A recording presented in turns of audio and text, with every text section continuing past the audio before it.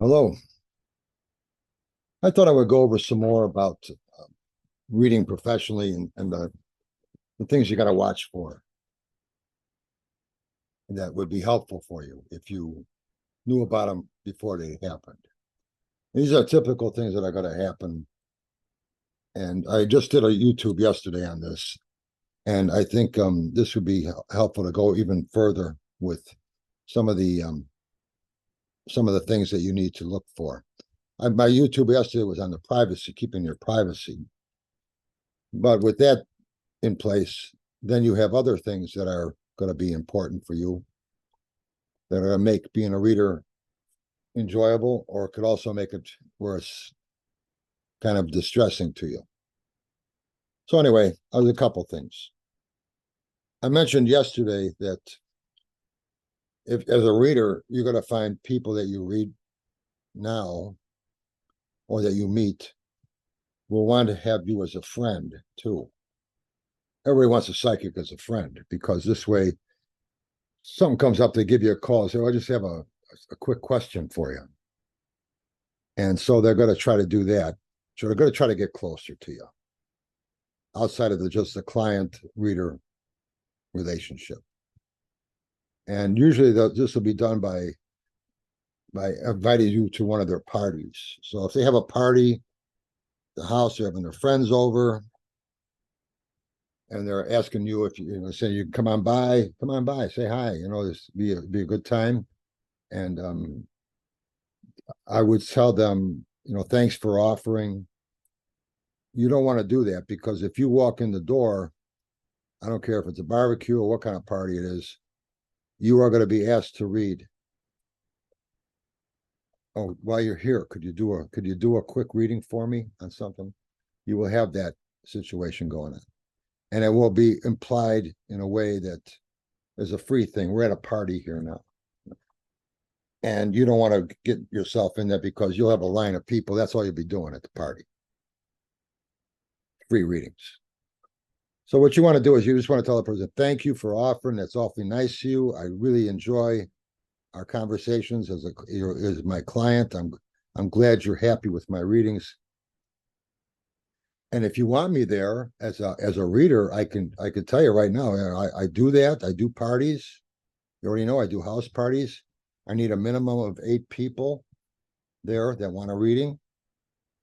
I charge $35 a piece for 15-minute readings. That's what I would need from them. And a minimum of 8 people that would want a reading. And no more than 10 or whatever your rules would be, whatever your prices would be. Just start going over that with them, with her or him. And say that's what I could do for you. I'd love to come on by, be part of your party and meet your friends and read them. But that's how it would be handled. And right away, you're just taking the friendship thing out of it, and you're just telling them I can come on by and be a part of your party. And if you do a house party, any house party, you want to make sure that you have a guarantee of how many people are going to be there. If somebody tells you there's going to be 20 people here, they all want a reading, but you can't do that. Not with one reader. You could bring a couple other readers with you. But if you're doing house parties, you're going to keep these will be short readings because everybody wants a reading. So let's say you do 15-minute readings. That would be it's not going to be for an hour because you're going to stop the reading. The person's going to leave. The next person's got to come sit down. You might have to go downstairs or upstairs or wherever it is you're at and get the next person.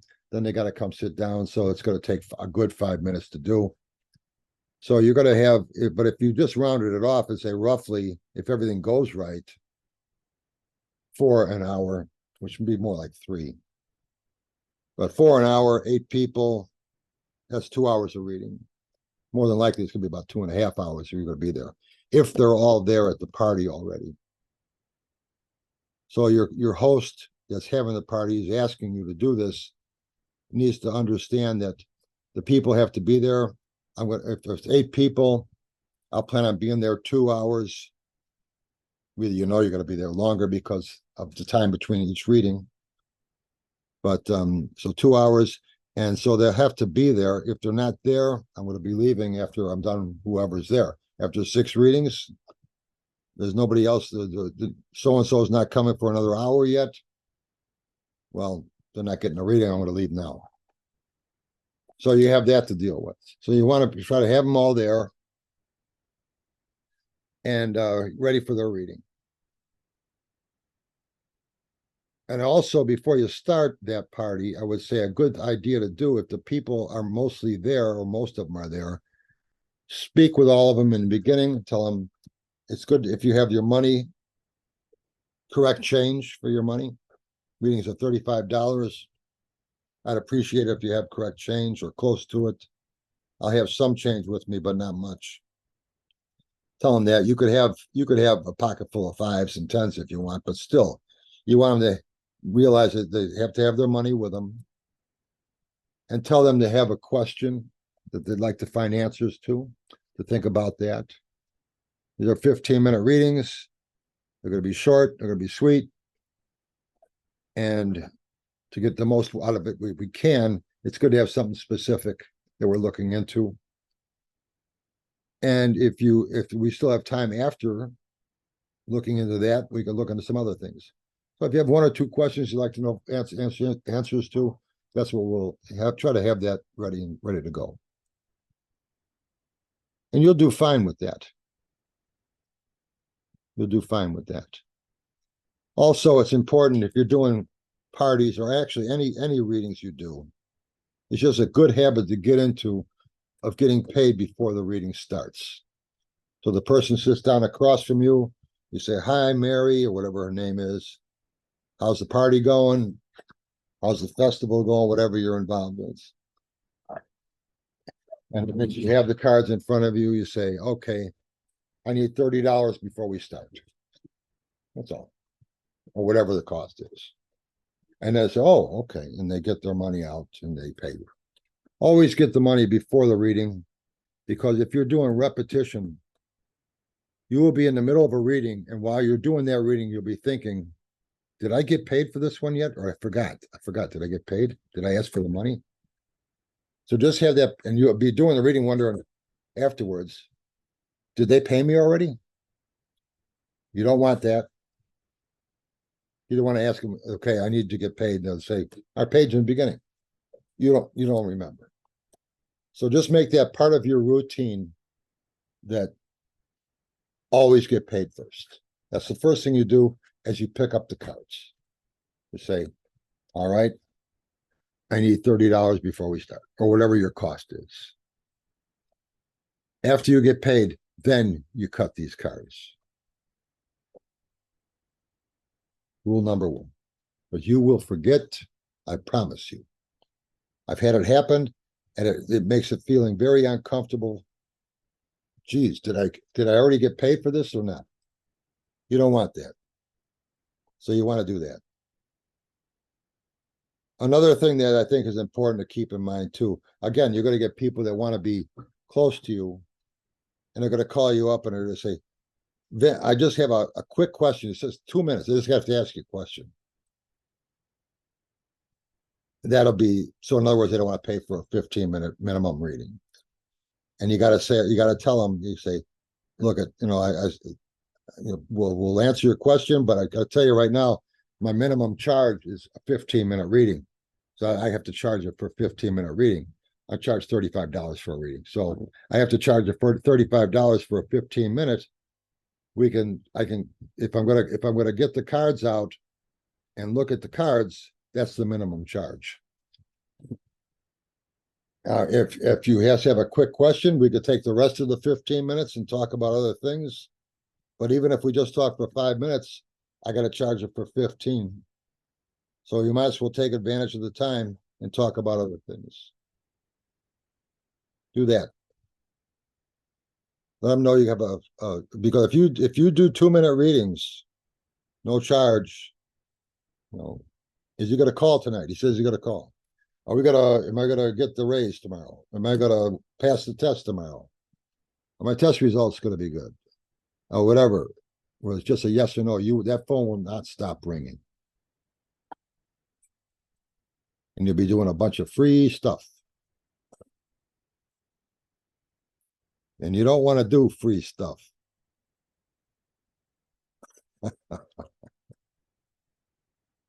So these are things I think will help you. And I know that they're going to happen to you. So you want to try to do that. Clients are funny. You'll have clients that will call you when a situation's going on. They'll call you. There's some clients who call you more than once a day, if you let them. Spilled something here. I don't know what I spilled. Hope it's not cyanide or something. And then you'll have people call you once a week. You'll have people call you once a day. And after a while, you'll have clients that you've known for so long. It is just like talking to a friend. You don't even you got the cards. You're just going like this, looking at the cards as you're talking to them. You're not even throwing out an official spread after a while, because they just want to talk to you and get your advice and your opinion on this or that. And it becomes very light and breezy. And so that's nice. But in the meantime, you will have people trying to get you to do more like a friend situation, inviting you to their home, parties, and things like that. Corporate events are real nice too. Corporate events money's not a problem there. And usually you get paid by the host of the event. You don't have to worry about exchanging money with each person. But if you do, that's fine too. I think if you do parties, corporate events, company parties, things like that, it would be wise to go to the bank, go to currency exchange, whatever you got to do, get a pocket full of tens and fives, because you could be making change for people, especially if your reading ends with a 5. So if right now we're doing $35 minimum, 15-minute readings. That means if they throw me 2 20s, I gotta have a 5. And I would have a pocket full of 20s, no 5s. So it's good to have a pocket full of 5s to give that money to. And if you so it's good to have change. If it was when we had $20 readings for 15 minutes, it was easy, no change needed, $20 bill. But then we went to 25, and that was a pain in the neck. And so I know that will happen. Corporate events also, but the host of the event, you want to be able to tell them afterwards. You want to be able to say to them, how did it go? People, how do they like the readings? Would you like to schedule again next year? Right now, I'll make sure it's open. You don't have to get money for it yet, but you just say, I'll make sure it's open. You just let me know right now. When I go home, I'll mark it on the calendar next year. You might say, well, we don't have a definite date yet. That's okay. I'll just put a note that you're having your event and you're like to have me back. I'll give you a call. If it's June, I'll give you a call 1st of June. Get her name, her number, and you call her that next year. Say, hey, Julie, Vince, your reader from last year. How's the party looking this year? You want me back? And they'll say yes, and then you're in. So corporate events are nice because you can just keep rescheduling them. And you also know that that's coming. So as you're looking at your money situation, I got a corporate event for whoever it is coming next month. That's a good event. I got that money coming in.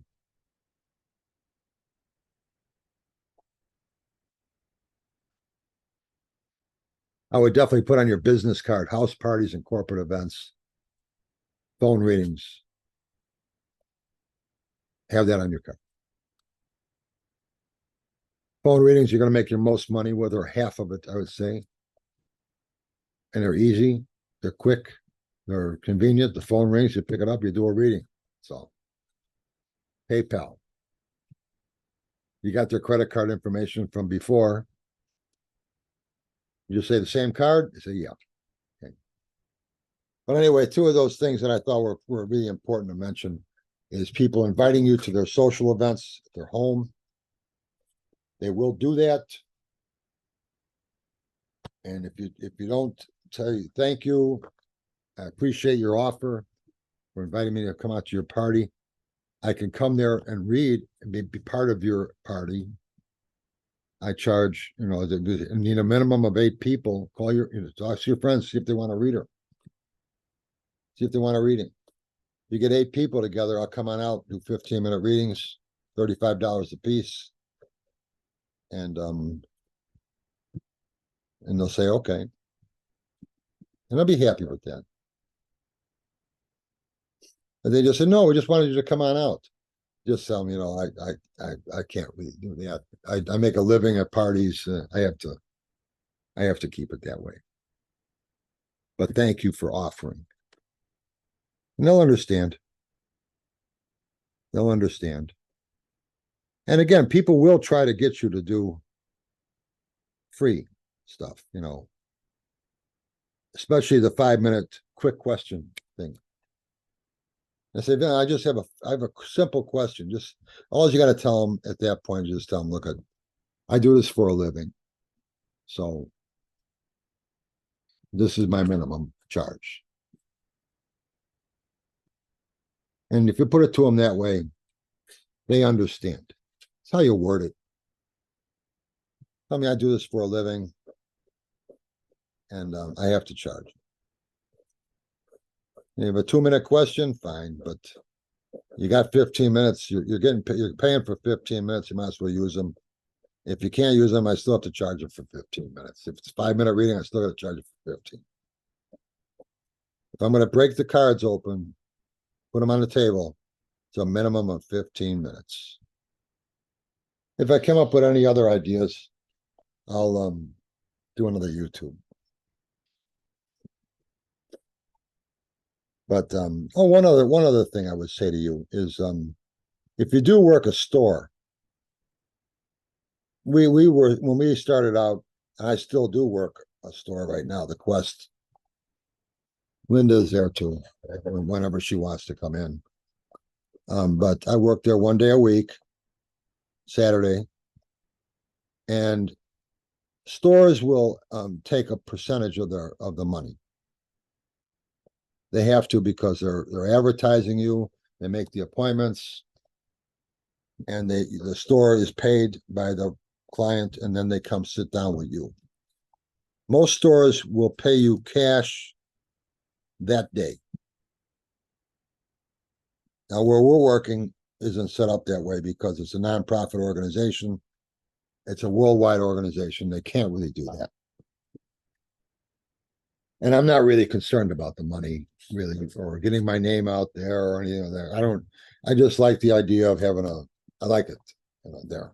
And I like the store. So it's kind of a strange situation with me and Linda because we're not in that boat where we have to worry about that. But there we're paid with a check, and they also take 40%, which it's a little high on a store. Stores will usually take 25 to 30% of the purse of the day. So if you did $100 worth of readings, it'll take $25 or take $30 of that. Stores usually compete with other stores to be the lowest percentage rate to get the best readers. They want to attract the best readers, so they try to keep their rates as low as possible. I've had stores go as low as 20%, and I've seen stores go as high as 50% of the purse. So every store is a little different. The 50% store, they were high to begin with as far as their rates, and I had no control over how much a reading was going to be charged to the client. And they were charging more than me on my own. So that was fine. They charged, but they got 50%. Again, stores pay you cash that day. Usually it's about 25%. 25% is pretty consistent. Sometimes they'll go up to 30, average store. More than that, you'll see it out there, but if you go to a store that's charging that high, more than likely they don't have too many other heavy hitter readers working there. Because a good reader is not going to give the store 40%. They can go somewhere else and get 25. Try to look for annual events if you can. Like I said, the corporate events, annual. The New Year's Eve parties from companies. That's better than a Christmas party because usually Christmas parties, I've done a couple of them for companies, but you find more New Year's Eve because that's more of a party atmosphere. And always ask them afterwards, not when the beginning, but after it's done, because they'll be talking about you as the reader. You get a reading, how did it go? Blah, blah, blah. Afterwards, you go up to the host and say, I hope you had a good time. People talk about the readings. Were they happy with them? And the host will say, yeah. And then you can say, well, if you want me back next year, want to book now, we can book. If you don't know, if you have it next year, that's fine. But if you want, we'll book it right now. I mean, if you don't know exact date, that's fine. But if you want, if it's always, first week in January sometime, or whatever it happens to be, I'll keep it open and I'll give you a call first of the month that year, next year. And when you get her name and number or business card, mark it on your calendar and give her a call. One other thing I think it would be good to cover and mention with you is your type of reading. It's a good idea to have readings. You're not going to be don't give any medical advice, obviously, or how are my test results going to come out on something medical. Just all you can say is, I see you in good hands. I feel confident that the doctors are going to be able to do everything they can. I think you're going to be fine, just like you would a friend. And if they say, well, I want to know, how's the test results going to be? So I can't tell you that. I don't know. But I know you're in good hands with this person. At least I think so. Or if they're talking about their doctor or somebody, this doctor's, I don't know if they know what they're doing. They said this or that, and I don't believe that that's what it is. Then you could just say something like, I think you should get another opinion. Do you have another doctor you can go to? I think you should try another doctor and see what they have to say. And that's really nothing wrong with saying that. Defamatory statements, though, to people about people that the doctor's wrong, you don't say that. Or if it's a situation where they're asking something like, is my husband cheating on me? Is my husband having an affair? You don't want to say yes. Yes. You don't want to say that on the turn of a card. You have to start connecting the dots together a little bit with something like that. So my husband having an affair. Well, right off the bat, you know that this relationship could be better than it is because there's not much communication between the two of them. If she's doubting her husband's fidelity there. So your answer to something like that is, I can't really tell if your husband's having an affair, but I will say, I think the two of you should talk about your concerns. How are things at home? How's the relationship at home? Could it be better? Has it been better? Is he going through challenges right now at work or anywhere? Is with something? Does he seem distant? Try to break that barrier. You need to talk with him. How long have you been married? Take that and use it to try to see, to let your husband know what's on your mind here. If it's a marriage, that's important. And he should feel that way. It's important. If she's got something on her mind, he should feel that way.